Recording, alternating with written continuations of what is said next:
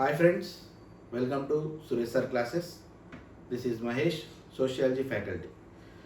Right అండి. So మీ అందరికీ తెలిసిన విషయమే, ఇటీవల ఏపీ ప్రభుత్వము అంటే ఏపీపీఎస్సి ఉగాదికి క్యాలెండర్ ఇవ్వడం జరిగింది.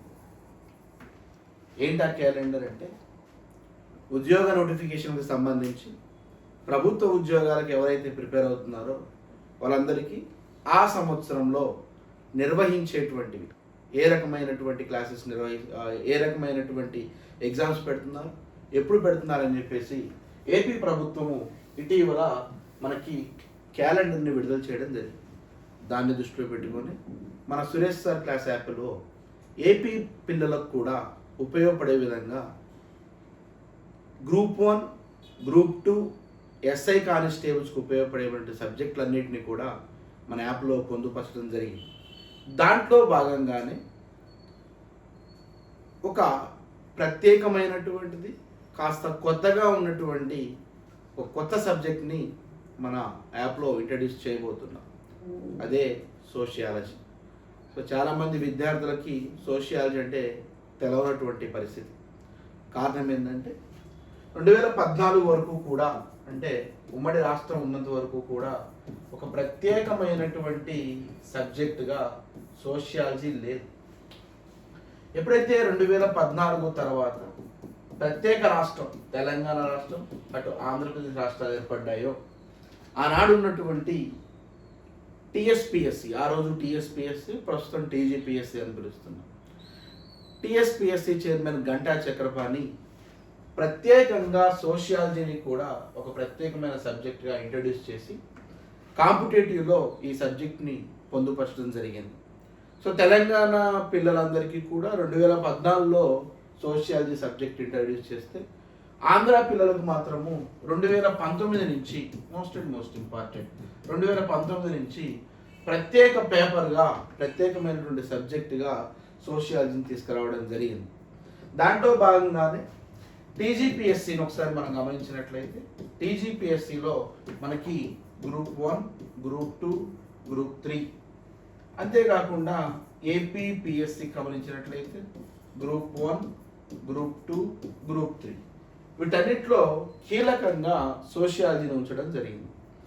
మరి ఎన్ని మార్కులకు ఇస్తున్నాడు, ఎలా ఇస్తున్నాడు అంటే, టీజీపీఎస్సి సబ్జెక్ట్ వచ్చేసి 50 మార్కులకి ఒక ప్రత్యేకమైనటువంటి పేపర్గా, ఒక ప్రత్యేకమైన సబ్జెక్ట్గా డిసైడ్ చేయడం జరిగింది. ఓకేనా? అదే ఏపీపీఎస్సికి వచ్చేస్తే 30 మార్కులకి దీనికి ఇవ్వడం జరిగింది. అది కూడా దీంట్లో ప్రిలిమ్స్కి మాత్రమే ఇవ్వడం జరిగింది. అంటే మీరు ఏపీపీఎస్సి పిల్లలైతే గ్రూప్ 2 కానీ, గ్రూప్ 1 కానీ, గ్రూప్ 3 కానీ మీరు క్వాలిఫై అవ్వాలంటే ముందు సోషియాలజీలో 30 మార్క్స్ రావాలి.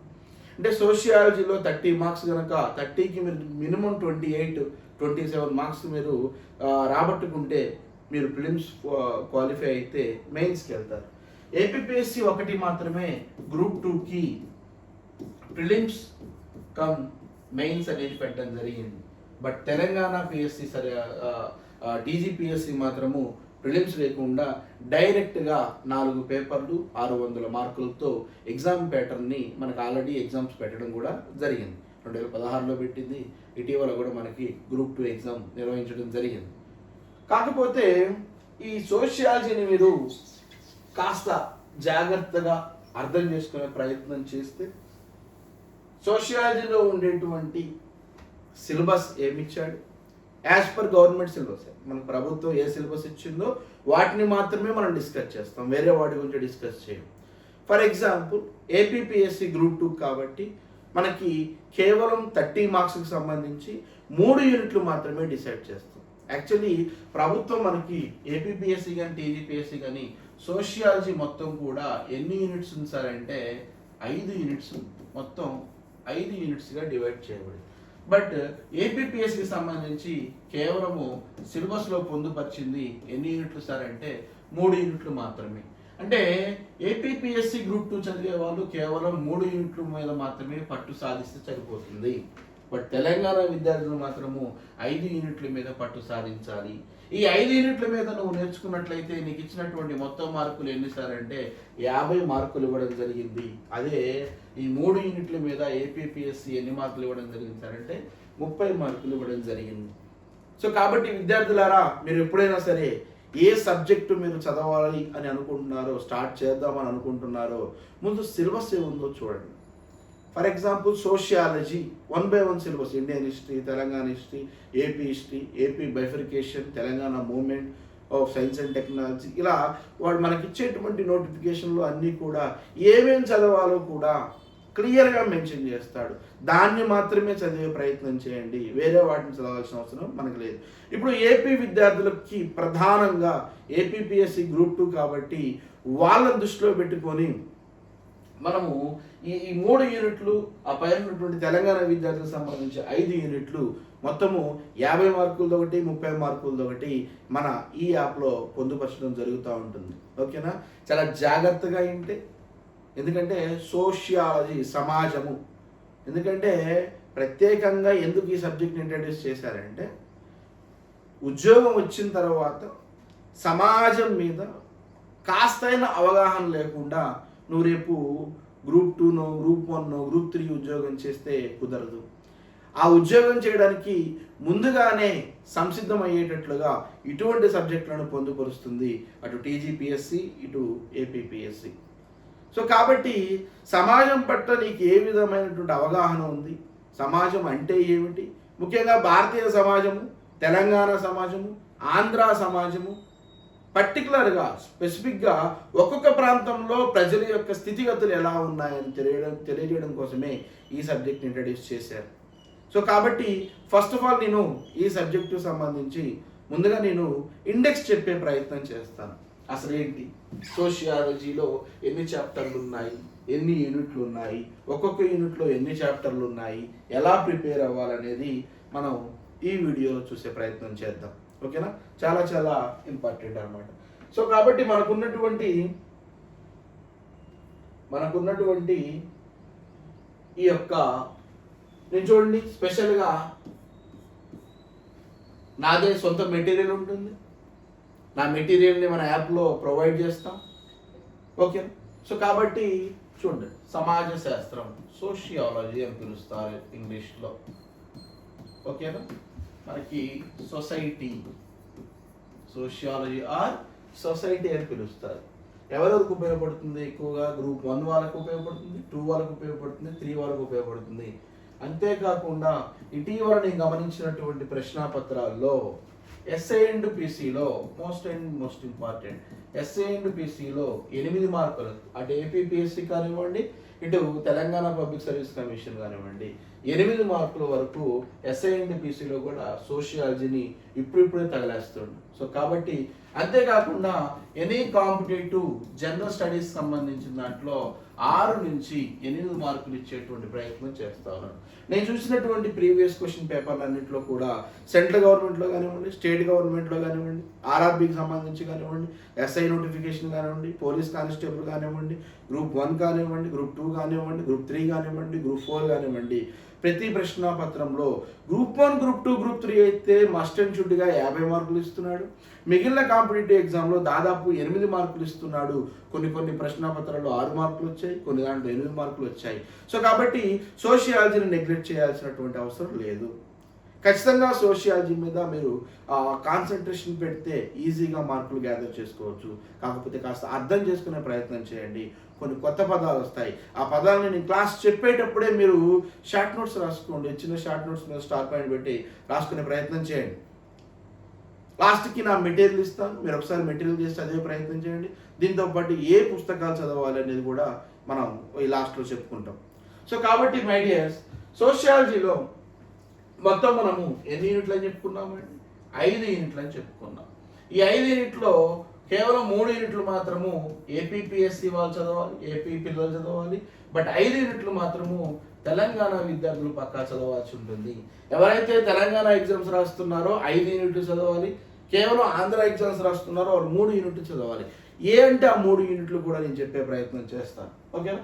రైట్ అండి. సో కాబట్టి 5 యూనిట్లు అన్నాను కాబట్టి ఫస్ట్ యూనిట్ పేరు వచ్చేసి భారత సమాజ నిర్మితి. దీన్ని ఇండియన్ సోషల్ స్ట్రక్చర్ అని పిలుస్తారు. భారత సమాజ నిర్మితి యూనిట్ పేరు. దీంట్లో మనకి 10 చాప్టర్లు ఉంటాయి. ఓకేనా? సో భారత సమాజ నిర్మితి, అసలు భారతీయ సమాజం ఎలా నిర్మించబడింది, ఏ ఏ అంశాలతో నిర్మించబడింది, ఏ ఏ విషయాలు దీంట్లో ఇమిడి ఉన్నాయని చెప్పేదే ఈ యూనిట్ యొక్క ముఖ్య ఉద్దేశం. సో కాబట్టి ఫస్ట్ యూనిట్లో మనకి 10 చాప్టర్లు ఉన్నాయి. 1వ చాప్టర్ని ఒకసారి మనం గమనించినట్లయితే 1వ చాప్టర్ చూడండి. 1వ యూనిట్లో ఫస్ట్ చాప్టర్ పేరు ఏమి ఇచ్చాడు సరే అంటే భారత సమాజము ముఖ్య లక్షణాలు, ఇండియన్ సొసైటీ అండ్ ఆబ్జెక్టివ్స్. భారత సమాజము ముఖ్య లక్షణాలు అంటే ఈ చాప్టర్లో భారత సమాజం ఎలా ఏర్పడింది, సమాజంలో ఏ అంశాలు ఉన్నాయి, అంశాలకు సంబంధించినటువంటి ముఖ్యమైన లక్షణాలు ఏంటనేది ఈ చాప్టర్లో డిస్కస్ చేస్తాం. 2వ చాప్టర్ భారతదేశంలో ప్రధానంగా కనిపిస్తున్నటువంటిదే కులం. దీని ఇంగ్లీష్లో క్యాస్ట్ అని పిలుస్తారు. సో కులం అనేది స్పెషల్గా ఒక చాప్టర్. సో భారతదేశంలో ఈరోజు మనకు కొన్ని వేల కులాలు, కొన్ని వేల ఉపకులాలు వచ్చాయి. ఓకేనా? ఆ కులాలకి ఉపకులాలకి కారణం ఏంటి, అసలు కులం ఎలా ఏర్పడింది, భారతదేశంలో కులానికి గల కారణాలు ఏంటి, కులం వల్ల మంచి జరుగుతుందా చెడు జరుగుతుందా అనేది కేవలం ఈ చాప్టర్లో చూస్తాం. అందుకని ఈ చాప్టర్కి ఏం పేరు ఇచ్చాను సార్ అంటే కులము, క్యాస్ట్ అని ఇవ్వడం జరిగింది. 3వ చాప్టర్ చూడండి, కుటుంబం. చాలా చాలా ఇంపార్టెంట్. ఎందుకంటే సమాజము అన్నామంటే కుటుంబం కూడా సమాజంలో భాగమే. సమాజంలో ఏ అంశాలు వస్తాయో అవన్నీ కూడా సమాజ శాస్త్రం గురించి చెప్తుంది. సమాజంలో ఏ అంశాలు ఇముడు ఉన్నాయో అవన్నీ కూడా సోషియాలజీ కిందకి వస్తుంది. సో కాబట్టి ఇక్కడ 3వ చాప్టర్ కుటుంబము, ఇంగ్లీష్లో దీన్ని ఫ్యామిలీ అంటారు. అసలు మానవ ఆవిర్భావం జరిగిన తర్వాత కుటుంబాలు డైరెక్ట్గా ఏర్పడలేదు. కుటుంబాలకు ఏ ఏ వ్యక్తులు ఏ రకమైన నిర్వచనం ఇచ్చారు, రీస్లే ఏమి ఇచ్చాడు, రకరకాల నిర్వచనాలు మనకి ఇవ్వడం జరిగింది. సో కాబట్టి కుటుంబ భావన ఎలా ఏర్పడింది, కుటుంబాలు ఎన్ని రకాలు, ఏ రకాల కుటుంబాలు ఉన్నాయి, ఏ రకమైనటువంటి సంబంధాలు ఉన్నాయి, ఓకేనా, కుటుంబంలో ఎంతమంది వ్యక్తులు ఉంటారు అనేది ఈ చాప్టర్లో డిస్కస్ చేస్తాం. అందుకనే చాలా చాలా ఇంపార్టెంట్ కుటుంబం. నెక్స్ట్ సమాజ శాస్త్రంలో కీలకంగా ఉన్నటువంటి ఇంకొక చాప్టర్ ఏంటి సార్ అంటే వివాహము. దీన్నే మనము మ్యారేజ్ అని పిలుస్తాం. ఈరోజు నుండి భారతీయ సమాజము అబ్బాయికి 21 సంవత్సరాలు దాటిన తర్వాత, అమ్మాయికి 18 సంవత్సరాలు దాటిన తర్వాత ఇద్దరి కలయిక వివాహంగా ఏర్పడుతూ ఉంటుంది. మరి భారతదేశంలో అసలు మొట్టమొదటిగా వివాహ వ్యవస్థ ఎలా స్టార్ట్ అయ్యింది, అసలు వివాహము అంటే మ్యారేజ్ అంటే అర్థం ఏమిటి, తాళి కట్టడమే మ్యారేజా, ఉంగరాలు మార్చుకోవడమే మ్యారేజా, సంతకాలు చేసుకోవడమే మ్యారేజా, అసలు సోషియాలజీ ఏం చెప్తుంది, అసలు మ్యారేజ్ యొక్క గొప్పతనం ఏంటి, మ్యారేజ్లో ఏ అంశాలు ఉంటాయి, వాస్తవాలేంటి అవాస్తవాలేంటి, నమ్మకాలేంటి మూఢనమ్మకాలేంటి, ఇవన్నీ కూడా మనం దేంట్లో చూస్తాం సార్ అంటే వివాహం అనేటువంటి చాప్టర్లో చూస్తాం. అంతేకాకుండా నెక్స్ట్ 5th చాప్టర్ బంధుత్వము. దీన్ని ఇంగ్లీష్లో కిన్షిప్ అని పిలుస్తారు. ఈరోజు అమ్మ, నాన్న, మేనమామ, మావయ్య 2 డిఫరెన్స్ ఉన్నాయి. పోయినసారి ప్రీవియస్ ఎగ్జామ్లో మేనమామకి మావయ్యకి డిఫరెన్స్ ఏంటని కూడా అడిగాడు. సో మేనమామ అంటే ఎలా వస్తాడు, మేనత్త అంటే ఎలా వస్తుంది, బంధుత్వము నీకు నీ ఇంట్లో ఉన్నటువంటి వ్యక్తులకి, నీకు బయట ఉన్నటువంటి వ్యక్తులకి ఏ రకమైన సంబంధం ఉంది, అసలు బంధుత్వం ఎలా ఏర్పడింది, నువ్వు ఎలా పిలుస్తున్నావు అమ్మ అని, నాన్న అని ఎలా పిలుస్తున్నావు, మేనమామ అని, నీకు పిల్లనిచ్చినటువంటి వ్యక్తిని మామయ్య అని ఎలా పిలుస్తున్నావు అంటే బంధుత్వం అనేటువంటి శక్తి దీంట్లో దాగి ఉంది. కాబట్టి బంధుత్వం అంటే ఏమిటి, బంధుత్వ రకాలు ఏంటి, బంధుత్వానికి గల ప్రధాన కారణం ఏంటి, అసలు బంధుత్వాలు ఎలా ఏర్పడ్డాయి అనేది మనం 5th చాప్టర్లో చూసే ప్రయత్నం చేస్తాం. నెక్స్ట్ ఇంకొక చాప్టర్ని డిస్కస్ చేస్తాం. ఇంకో చాప్టర్ పేరు ఏంటి సార్ అంటే మతము. చాలా చాలా ఇంపార్టెంట్. ఓకేనా, రిలీజియన్ చాలా ఇంపార్టెంట్. భారతదేశంలో అనేక మతాలు ఉన్నాయి. హిందూ మతం ఉంది, ఇస్లాం మతం ఉంది, క్రైస్తవ మతం ఉంది, బౌద్ధ మతం ఉంది, జైన మతం ఉంది, పార్సీ మతం ఉంది, రకరకాల మతాలు భారతదేశంలో. అందుకని ఇది వసుదైక కుటుంబం అని పిలుస్తాం భారతదేశాన్ని. అసలు మతాలు ఏంటి, మతాల యొక్క గొప్పతనం ఏంటి, మతాల్లో ఉన్నటువంటి ఇమిడి ఉన్నటువంటి జ్ఞానం ఏంటి, అసలు ఏ మతం ఏం చెప్తుంది, మతానికి సంబంధించి దేవుడి యొక్క ఆవశ్యకత ఏంటి, వీటన్నిటిని కూడా మనము మతం అనేటువంటి చాప్టర్లో డిస్కస్ చేస్తాం. సో అది 6వ చాప్టర్ మనకు మతం గురించి ఉంటుంది. నేను ముందు చాప్టర్ అంటే ఏంటో చెప్తున్నాను, చాప్టర్ స్టార్ట్ అయ్యాక ఎలాబొరేట్గా డిస్కస్ చేసే ప్రయత్నం చేస్తాను. నెక్స్ట్ ఏడవ చాప్టర్ ఏంటి సార్ అంటే ట్రైబ్స్, తెగలు. యాక్చువల్లీ తెగలు నెంబర్ ఆఫ్ టైమ్స్ ఎగ్జామినేషన్లో అడిగాడు. భారత సమాజంలోనే ఉంటూ సమాజంలో ఉన్నటువంటి వ్యక్తులకి దూరంగా అటవీ ప్రాంతంలో నివసిస్తున్నటువంటి వ్యక్తులే తెగలు అనమాట, ట్రైబ్స్ అనమాట. ఈరోజు మనము ఎస్టీలు అని పిలుస్తున్నాం. భారత రాజ్యాంగం షెడ్యూల్లో షెడ్యూల్డ్ ట్రైబ్స్ అంటున్నాం. సో తెగలు ఎలా ఏర్పడ్డారు, అసలు తెగల యొక్క జీవన విధానం ఎలా ఉంది, తెగలకు నాగరికత ఉందా, ఎక్కడెక్కడ నాగరికత లక్షణాలు ఉన్నటువంటి తెగలు కనిపిస్తున్నారు. మనం మూండా జాత అని, ఓకేనా, రకరకాలైనటువంటి సంతాలు అనేటువంటి తెగల గురించి డిస్కస్ చేస్తాం.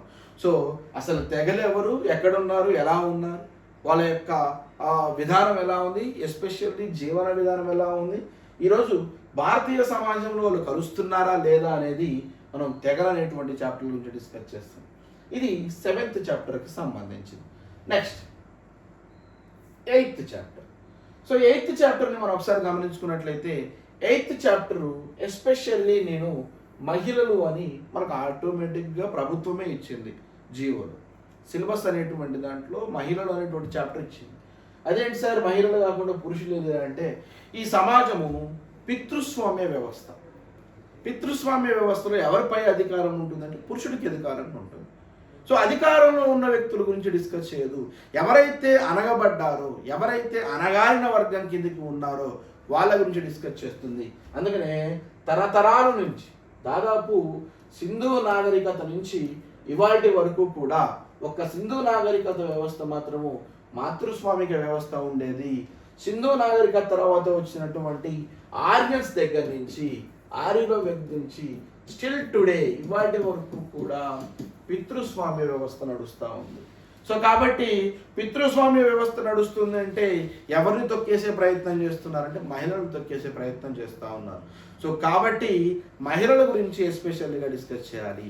అసలు ప్రాచీన కాలంలో మహిళ యొక్క స్థితిగతులు ఎలా ఉన్నాయి, మధ్యయుగంలో మహిళ యొక్క స్థితిగతులు ఎలా ఉన్నాయి, ఆధునిక యుగంలో మహిళ యొక్క స్థితిగతులు ఎలా ఉన్నాయి, ప్రస్తుత మహిళల యొక్క స్థితిగతులు ఎలా ఉన్నాయి, భారతదేశంలో మహిళలకు సంబంధించిన కేసులు ఏమన్నా ఉన్నాయా, మహిళలు ఎదుర్కొంటున్నటువంటి సమస్యలు ఏంటి, మహిళలు ఎదుర్కొంటున్నటువంటి దురాచారాలు ఏంటి, సమాజంలో సామాజిక దురాచారాలు మహిళలకు ఏవేవి వర్తిస్తున్నాయని చెప్పేసి ఇలా మహిళలకు సంబంధించి టోటలీ మొత్తం కూడా మనము 8th అనేటువంటి చాప్టర్లో మహిళలు, ఉమెన్స్ అనేటువంటి చాప్టర్లో బాగా డిస్కస్ చేస్తాం. దాని తర్వాత మనల్ని అడుగుతున్నటువంటి ఇంకొక చాప్టర్ ఏంటి సార్ అంటే మధ్య తరగతులు.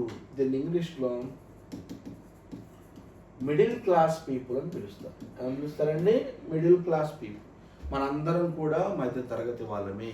నీకున్నటువంటి ఆదాయాన్ని బట్టి, నీ ఆదాయం ప్రభుత్వం నిర్ణయించినటువంటి ఆదాయం కన్నా తక్కువగా ఉంటే ఓకేనా పేదవాడని, ప్రభుత్వం నిర్ణయించిన ఆదాయం కంటే అత్యంత ఎక్కువగా ఉంటే ధనికుడని, వీళ్ళిద్దరి మధ్య ఉన్నటువంటి వ్యక్తుల్ని మధ్య తరగతులు, మిడిల్ క్లాస్ పీపుల్ అని చెప్పేసి పిలుస్తారు. అప్పర్ క్లాస్కి లోయర్ క్లాస్కి మధ్యలో ఉండేదే మిడిల్ క్లాస్. మిడిల్ క్లాస్లో మీరు బాగా గమనించాల్సింది ఏంటి సార్ అంటే గణాంకాలు మించి ప్రశ్న అడుగుతున్నాడు. 1991 నుంచి 2001 నుంచి 2011 వరకు గణాంకాల ప్రశ్నలు అడుగుతున్నాడు, డేటా అడుగుతూ ఉన్నాడు. సో ముందు మనము మధ్యతరగతులు అంటే ఎవరో తెలుసుకోవాలి, మధ్యతరగతులకు సంబంధించిన విషయాలన్నీ కూడా డిస్కస్ చేసి డేటా గుర్తుపెట్టుకునే ప్రయత్నం చేయండి. ఇది 9th చాప్టర్కి సంబంధించింది. Next 10th chapter. 10th చాప్టర్లో నేను చూడండి బాగా గమనించండి, తెలంగాణ సామాజిక సాంస్కృతిక రక్షణలు అన్నా. తెలంగాణలో ఉండేటువంటి కల్చర్ని ఈ 10వ చాప్టర్లో డిస్కస్ చేస్తాం. అఫ్ కోర్స్ ఏపీలో ఉండేటువంటి కల్చర్ని కూడా మనం డిస్కస్ చేస్తాం. అందుకనే ఇక్కడ తెలంగాణ సామాజిక సాంస్కృతిక లక్షణాలతో పాటు ఆంధ్రప్రదేశ్ ఎవరైతే ప్రిపేర్ అవుతున్నారో, ఎవరైతే షార్ట్ నోట్స్ రాసుకున్నారో ఇక్కడ ఆంధ్రప్రదేశ్ సామాజిక సాంస్కృతిక లక్షణాలు. ఆంధ్ర విద్యార్థులు అయితేనేమో ఆంధ్రప్రదేశ్ గురించి డిస్కషన్ ఉంటుంది, తెలంగాణ విద్యార్థులు అయితేనేమో తెలంగాణ కల్చర్ గురించి డిస్కషన్ ఉంటుంది. నేను ఆ చాప్టర్లో మీకు డిస్కస్ చేసే ప్రయత్నం చేస్తాను. So this is the first unit. మనకి ఫస్ట్ యూనిట్లో మొత్తం 10 చాప్టర్లు ఉన్నాయి. భారత సమాజము, కులము, కుటుంబము, వివాహము, బంధుత్వము, మతము, తెగలు, మహిళలు, మధ్యతరగతులు, సామాజిక సాంస్కృతిక రక్షణలు తెలంగాణకు సంబంధించి. అదే ఆంధ్ర విద్యార్థులు అయితే ఆంధ్రప్రదేశ్ సామాజిక సాంస్కృతిక రక్షణలుగా మనం చెప్పుకోవచ్చు అన్నమాట. ఇది ఫస్ట్ యూనిట్కి సంబంధించింది. ఓకేనా? సో కాబట్టి ఈ ఫస్ట్ యూనిట్ ఆంధ్రప్రదేశ్ వాళ్ళు చదవాలి. ఎందుకంటే ఆంధ్రప్రదేశ్ వాళ్ళకి 3 యూనిట్లు అని చెప్పానుగా, ఆ యూనిట్లో ఈ యూనిట్ మీకు ఇంపార్టెంట్, గుర్తుపెట్టుకోండి. నెక్స్ట్ అంటే మిగిలిన మొత్తం కూడా తెలంగాణ వాళ్ళు చదవాలి. ఇప్పుడు ఆంధ్రప్రదేశ్ వాళ్ళు నేను చెప్పుకుంటేనే తెలంగాణ వాళ్ళు 5 యూనిట్లు చదవాలి 50 మార్కులకి. బట్ ఆంధ్ర విద్యార్థులు మాత్రం నేను చెప్పిన యూనిట్లు మాత్రమే చదవండి. ఎందుకంటే ఎగ్జామినేషన్లో 3 యూనిట్లు మాత్రమే అడిగాడు. సో దాంట్లో ఫస్ట్ యూనిట్ ఏపీ వాళ్ళు చదివే ప్రయత్నం చేయండి. ఓకే, రైట్ అండి. Next unit number 2, second unit. So first unit complete చేసాము.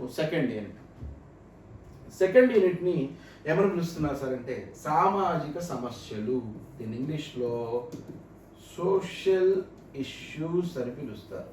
ఏమని పిలుస్తారండి? Social issues. ఈ యూనిట్ మొత్తం కూడా సమస్యల మీద ఆధారపడి ఉంటుంది. సమస్యలు ఎప్పుడు వస్తాయి? అసమానతలు పెరిగితే వస్తాయి. ఇన్ఈక్వాలిటీ అనేది ఎప్పుడైతే పెరుగుతూ ఉంటుందో సమస్య పెరుగుతూ ఉంటుంది. ఆ సమస్య అనేక విషయాలకు దారి తీస్తూ ఉంటుంది. కాబట్టి ఈ యూనిట్ మొత్తం ఏ రకమైన అసమానతలు ఉన్నాయి, ఏ రకమైనటువంటి ఇన్ఈక్వాలిటీస్ ఉన్నాయి, ఏ రకమైనటువంటి సమస్యలు వస్తున్నాయి అనేది ఈ యూనిట్లో చూద్దాం. దీంట్లో చాప్టర్ నెంబర్ 11, ఎందుకంటే ఇక్కడ 10 కంప్లీట్ అయినాయి కాబట్టి 11వ చాప్టర్. చాప్టర్ నెంబర్ 11లో అసమానతలు వెలి మినహాయింపులు అంటే ఇన్ఈక్వాలిటీస్ గురించి ఇక్కడ ఈ చాప్టర్లో డిస్కస్ చేస్తాం. అసలు అసమానతలు ఎందుకు ఏర్పడుతున్నాయి, ఒక ప్రాంతం నుంచి మరొక ప్రాంతానికి బహిష్కరణ ఎందుకు చేస్తున్నారు, ఏ వ్యక్తులు చేస్తున్నారు అనేది ఈ చాప్టర్లో డిస్కస్ చేస్తాం. Next chapter number 12 కులతత్వము. ఇక్కడ కులం గురించి డిస్కస్ చేశాము, ఇక్కడ కులతత్వం గురించి డిస్కస్ చేస్తాం. కులం పరంగా ఏ రకమైన అసమానతలు ఉన్నాయనేది ఈ చాప్టర్లో డిస్కస్ చేస్తాం. నెక్స్ట్ మతము, ఇక్కడ అనుకున్నాం కాబట్టి ఇక్కడ మతతత్వము.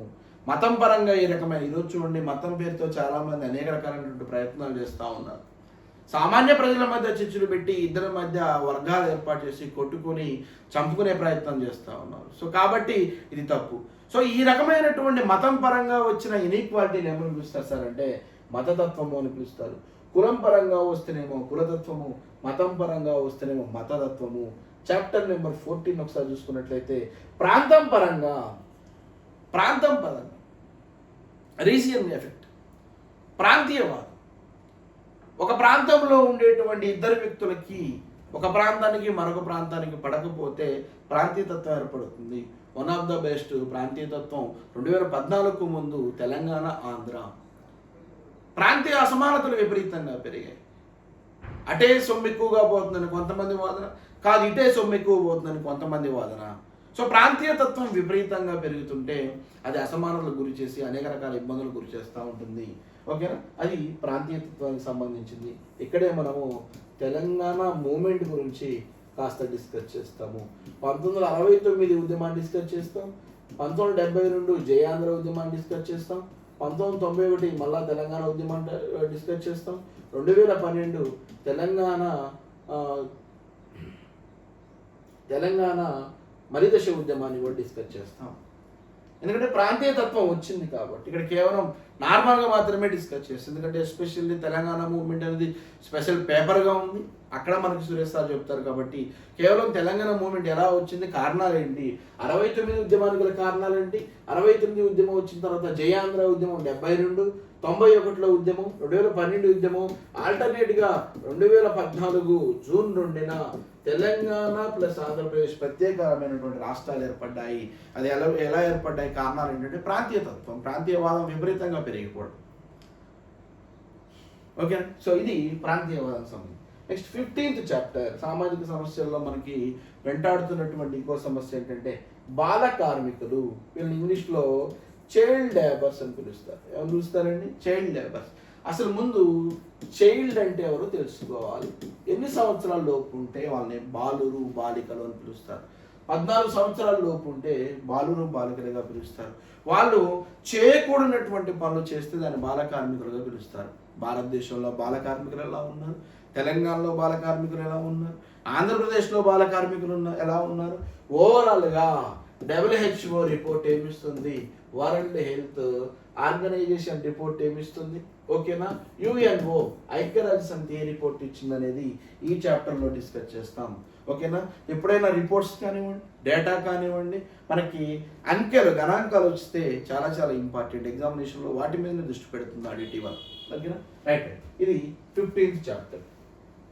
నెక్స్ట్ 16th చాప్టర్ స్త్రీల పట్ల హింస, ఓకేనా.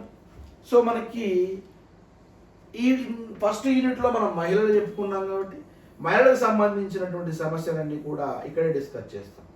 సమాజంలో మహిళలు ఏ రకమైనటువంటి హింసకు గురవుతున్నారు అనేది స్పెషల్ చాప్టర్గా ఇచ్చాడు కాబట్టి ఇక్కడ డిస్కస్ చేస్తాం. అంతేకాకుండా 17th చాప్టర్ మనుష్యుల అక్రమ రవాణా, హ్యూమన్ ట్రాఫికింగ్ అని పిలుస్తారు. ఇంగ్లీష్లో ఏమని పిలుస్తారండి, హ్యూమన్ ట్రాఫికింగ్ అని పిలుస్తారు.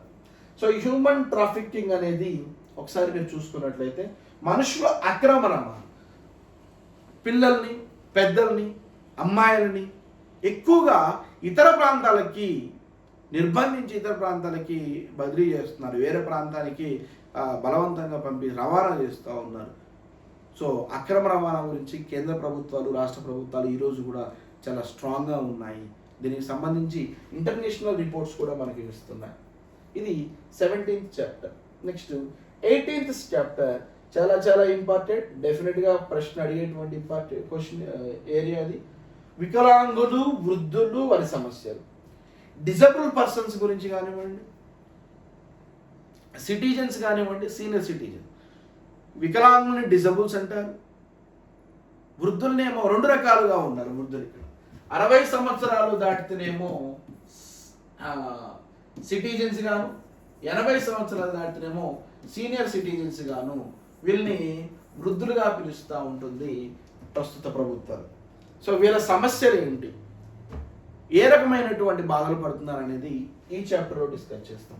సో ఇది సెకండ్ యూనిట్ అండి. సో సెకండ్ యూనిట్లో ఈ చాప్టర్లు ఉన్నాయి. ఏమేమి ఉన్నాయి, ఇన్ఈక్వాలిటీస్ ఉన్నాయి, కులతత్వం ఉంది, మతతత్వం ఉంది, ప్రాంతీయతత్వం ఉంది, బాల కార్మికులు, ఇవన్నీ కూడా మనకి సెకండ్ యూనిట్ కిందకి వస్తుంది. ఏపీ విద్యార్థులు ఈ యూనిట్ కూడా చదవాల్సి ఉంటుంది. సో 1వ యూనిట్ చదవాలి, 2వ యూనిట్ చదవాలి, ఇంకొక యూనిట్ చదివితే సరిపోతుంది, అదేంటో చెప్తాను. బట్ తెలంగాణ మాత్రం అందరు చదవాల్సి ఉంటుంది. So this is the second unit. What about third unit? So 3వ యూనిట్ ఒకసారి చూసుకునే ప్రయత్నం చేస్తే సోషల్ మూమెంట్స్. ఏంటండి సోషల్ మూమెంట్స్? సామాజిక ఉద్యమాలు. సమాజంలో అందరూ మూకుమ్మడిగా చేసేటువంటి ఉద్యమాలు ఏమని పిలుస్తారంటే సామాజిక ఉద్యమాలు అని పిలుస్తారు. సామాజిక ఉద్యమాలు ఎవరి ప్రయోజనం అంటే సమాజ ప్రయోజనం కోసం. ఎవరి ప్రయోజనం కోసం అండి? సమాజ ప్రయోజనం కోసం. గుర్తుపెట్టుకోండి, ఓకే, రైట్. సో దాంట్లో 19th చాప్టర్ రైతు ఉద్యమాలు, రైతులు ఏ విధంగా ఉద్యమాలు చేశారు ఈ చాప్టర్లో డిస్కస్ చేస్తాం. నెక్స్ట్ 20th చాప్టర్ గిరిజన ఉద్యమాలు. నేను ఫస్ట్ యూనిట్లో గిరిజనులు, తెగలు అని పిలుస్తారు. గిరిజనులు అని చెప్పాను కదా, వాళ్ళు కూడా ఉద్యమం చేశారు. వాళ్ళు ఏ రకాల ఉద్యమాలు చేశారు? అల్లూరి సీతారామరాజు గురించి, కొమరం భీం గురించి. అటు ఏపీలో అయితేనేమో అల్లూరి సీతారామరాజు, తెలంగాణ అయితేనేమో కొమరం భీం గురించి బాగా డిస్కషన్ నడుస్తూ ఉంటుంది. సో కాబట్టి గిరిజన ఉద్యమాల గురించి మనం 20 చాప్టర్లో డిస్కస్ చేస్తాం. అంతేకాకుండా 21st చాప్టర్ ఒకసారి చూసుకున్నట్లయితే వెనుకబడిన తరగతుల ఉద్యమాలు, బ్యాక్వర్డ్ క్లాసెస్ మూమెంట్స్ అని పిలుస్తారు. సమాజంలో మనము SC, ST, BC, minority, OC అనేటువంటి అనేక రకాలుగా డివైడ్ చేసుకోవడం జరిగింది. దాంట్లో ఎస్సీ, ఎస్టీల గురించి ప్రత్యేక డిస్కషన్ ఉంటుంది. బట్ స్పెషల్ చాప్టర్గా బీసీలు, బీసీ అంటే బ్యాక్వర్డ్ క్లాసెస్, వెనుకబడినటువంటి తరగతులు. వీళ్ళు మధ్య తరగతులకు సంబంధించిన వ్యక్తులే, వీళ్ళంతా కూడా వెనుకబడిన తరగతులు. వాళ్ళు ఏ విధమైనటువంటి ఉద్యమాలు చేశారన్నది ఈ చాప్టర్లో చేస్తాం. అంటే వాళ్ళకి అనేక రకాల సమస్యలు వచ్చాయి, వాళ్ళకి అనేక బాధలు వచ్చాయి. ఆ బాధల్లో కూడా వాళ్ళు ఉద్యమాలు చేశారు. ఎస్పెషల్లీ వెనుకబడిన తరగతులు, ఎందుకంటే స్పెషల్గా మెన్షన్ చేశాడు వాడు, మనకు చాప్టర్ పేరు కూడా మెన్షన్ చేశాడు దాంట్లో, వెనుకబడిన ఉద్యమాలు. నెక్స్ట్ దళిత ఉద్యమాలు. ఏ ఉద్యమాలు అండి? దళిత ఉద్యమాలు.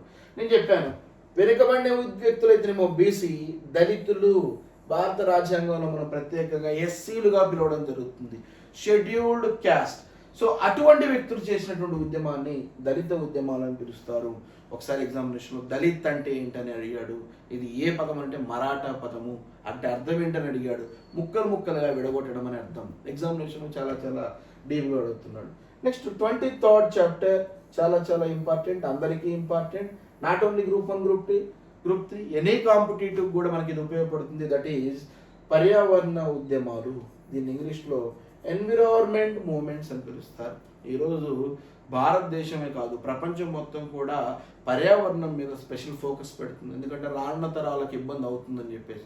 అసలు ఏమి జరుగుతుంది, చరిత్రలో పర్యావరణం ఏ విధమైంది, ఈరోజు ఏ విధమైంది అనేది పర్యావరణ ఉద్యమాల్లో చూస్తాం.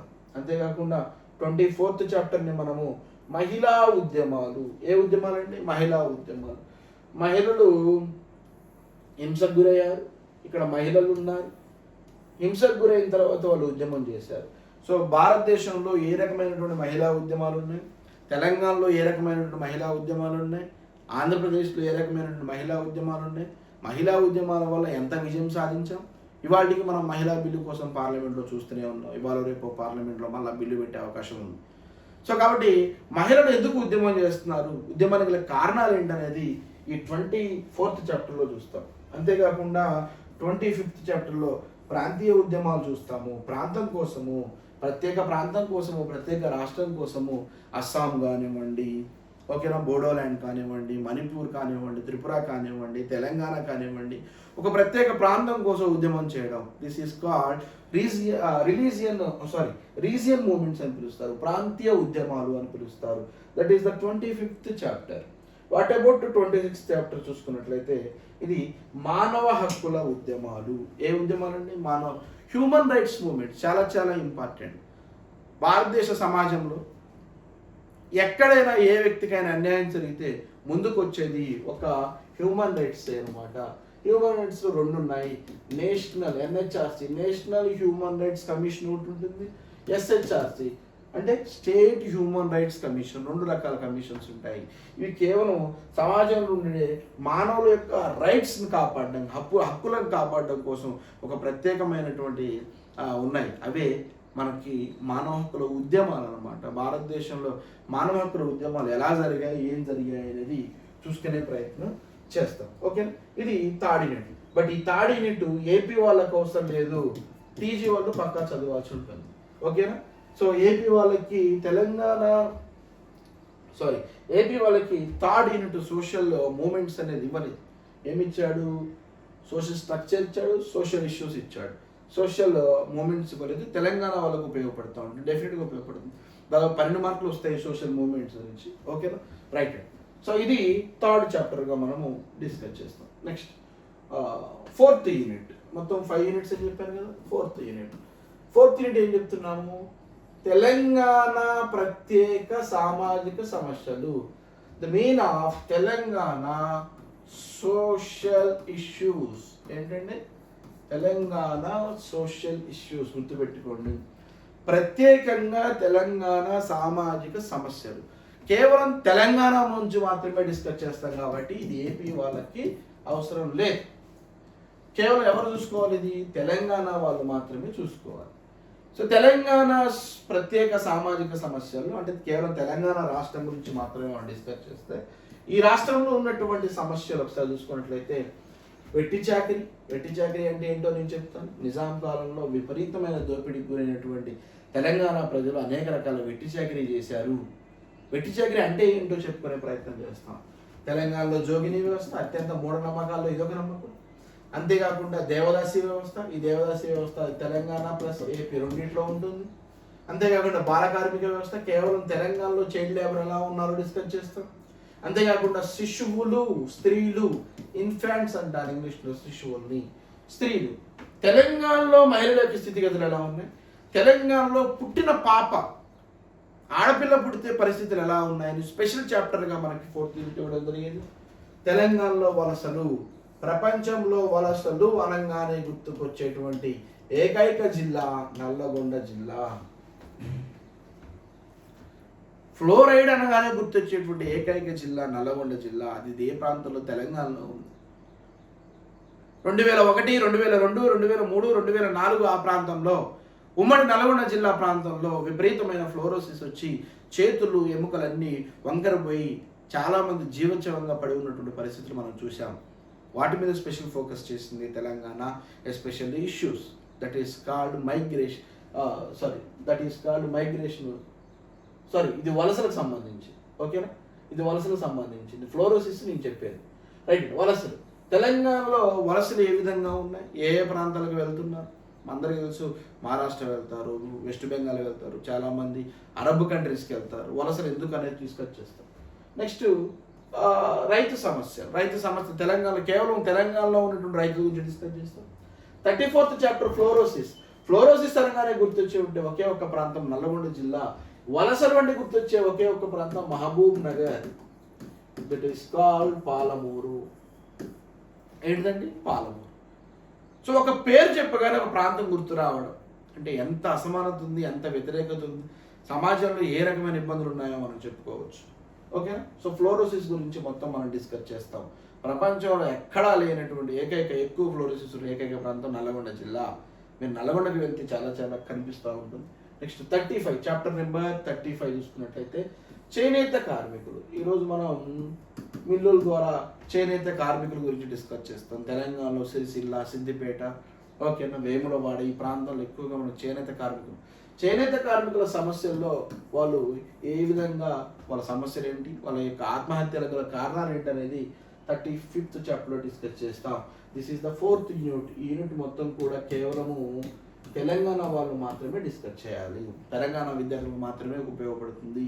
అక్కడక్కడ మాత్రమే ఏ చాప్టరు రైతు సమస్యలు కానివ్వండి, ఓకే, నెక్స్ట్ స్త్రీలు శిశువులు కానివ్వండి, నెక్స్ట్ బాల కార్మికులు కానివ్వండి, నెక్స్ట్ దేవదాసి, ఈ 4 చాప్టర్లు ఏపీ వాళ్ళకు ఉపయోగపడతాయి. ఓకేనా. సో అవకాశం ఉంటే ఆ 4 కూడా వినే ప్రయత్నం చేయండి. బట్ ఓవరాల్గా యూనిట్ మాత్రం ఎవరికి ఇంపార్టెన్స్ ఇవ్వాలి సార్ అంటే తెలంగాణ వాళ్ళకి ఇంపార్టెన్స్ ఇవ్వడం జరుగుతుంది. So that is the 4th unit.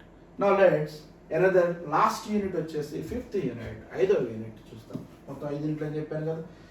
ఈ 4 యూనిట్లు ఒక రకమైతే 5వ యూనిట్ ఒకే ఎత్తు. 5వ యూనిట్ ఏం చెప్తున్నాను? ప్రభుత్వ విధానాలు మరియు సంక్షేమ కార్యక్రమాలు, పాలసీస్ అండ్ స్కీమ్స్ గురించి డిస్కస్ చేస్తాం. ఇన్ని చెప్పుకున్నాం కదా సోషియాలజీలో. దీనికి సంబంధించి కేంద్ర ప్రభుత్వాలు, రాష్ట్ర ప్రభుత్వాలు ప్రజలకు ఏం చేశాయన్నాయి, ఏ రకమైనటువంటి ప్రభుత్వ విధానాలు తీసుకొచ్చాయి, ఏ రకమైనటువంటి సంక్షేమ కార్యక్రమాలు ఏర్పాటు చేశాయనేదే ఈ యొక్క యూనిట్ యొక్క ముఖ్య ఉద్దేశం.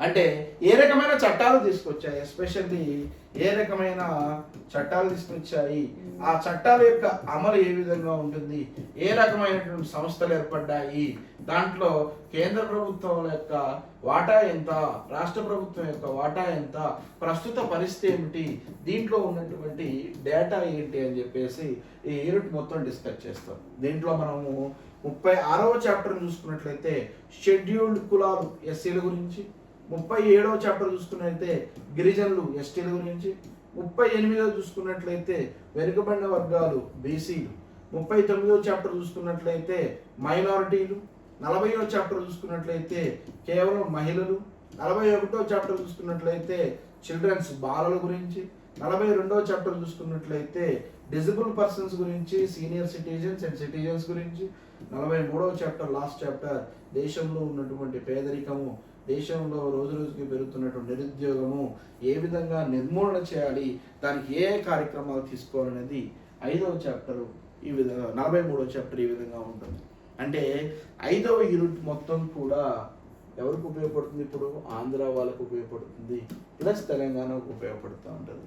సో ఆంధ్ర వాళ్ళని ఒకసారి గమనించినట్లయితే మనకి 1వ యూనిట్ గుర్తుపెట్టుకోండి, 2వ యూనిట్ గుర్తుపెట్టుకోండి, నెక్స్ట్ 5వ యూనిట్ గుర్తుపెట్టుకోండి. First unit, second unit, 5th unit, మొత్తం 3 యూనిట్లు ఇచ్చాడు. ఎన్ని మార్క్స్కి ఇచ్చాడు? 30 మార్క్స్కి ఇచ్చాడు. దేనికి సంబంధించి చెప్తున్నా నేను? గ్రూప్ 2 ప్రిలిమ్స్కి. మళ్ళీ మీకు గ్రూప్ 1, గ్రూప్ 3 మళ్ళీ మారే అవకాశం ఉంటుంది. మోస్ట్లీ గ్రూప్ 3 కూడా మారదు, సరిపోతుంది. ఓకేనా. సో గ్రూప్ 2కి first unit, second unit and 5th unit, ఈ 3 యూనిట్లు చదువుకుంటే ఏపీ పిల్లలకు ఉపయోగపడుతూ ఉంటుంది. 30 మార్కులు అడుగుతూ ఉంటాడు. ఈ విధంగా 5 యూనిట్లు మొత్తము చూడండి, 5 యూనిట్లు తెలంగాణ వాళ్ళకు ఉపయోగపడతాయి. 3 యూనిట్లు ఏపీ వాళ్ళకు ఉపయోగపడతాయి. First unit, second unit, 5th unit గుర్తుపెట్టుకోండి. ఓకేనా?